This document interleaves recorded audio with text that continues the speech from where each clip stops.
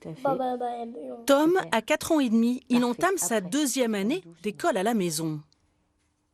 Et ben voilà, t'es arrivé, super chouette. Un choix de ses parents pour respecter son rythme, mais aussi pour des raisons de santé. Un enfant qui présente un haut potentiel intellectuel et émotionnel avec une suspicion d'hyperactivité, trouble de l'attention.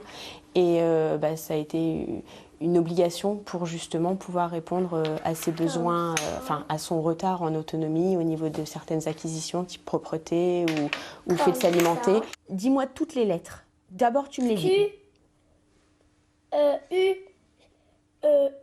Tous les matins, Tom a des activités d'apprentissage, ensuite des jeux éducatifs et enfin tous les soirs du sport ou des ateliers artistiques en dehors de chez lui. Notre enfant ne présente aucun souci, il se conforme aux règles, il n'est absolument pas marginal et il s'épanouit à la maison et aux activités dans les heures qui sont adaptées à son rythme. On l'a dans la main et on chante fort dedans. Un micro! C'est ça. Lors de leur première demande, cette famille a essuyé un refus de scolarisation à domicile. Depuis la loi d'août 2021 sur le séparatisme, il faut obtenir une autorisation préalable alors qu'avant, une déclaration suffisait.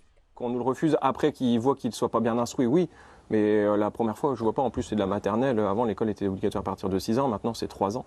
Donc, je ne vois pas pourquoi on nous refuse l'instruction, finalement. Les familles nordistes qui font l'école à la maison se retrouvent régulièrement, comme pour cette journée de non-rentrée. Tous sont inquiets de cette nouvelle loi plus restrictive, comme ce papa.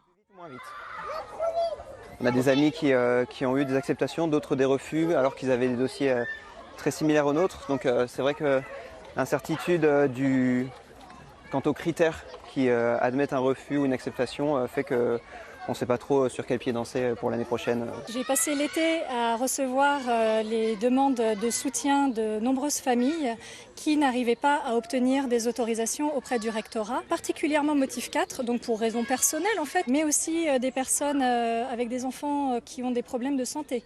On parle d'enfants en souffrance à l'école, souffrance physique ou psychologique, même de cas de harcèlement, qui ont été refusés.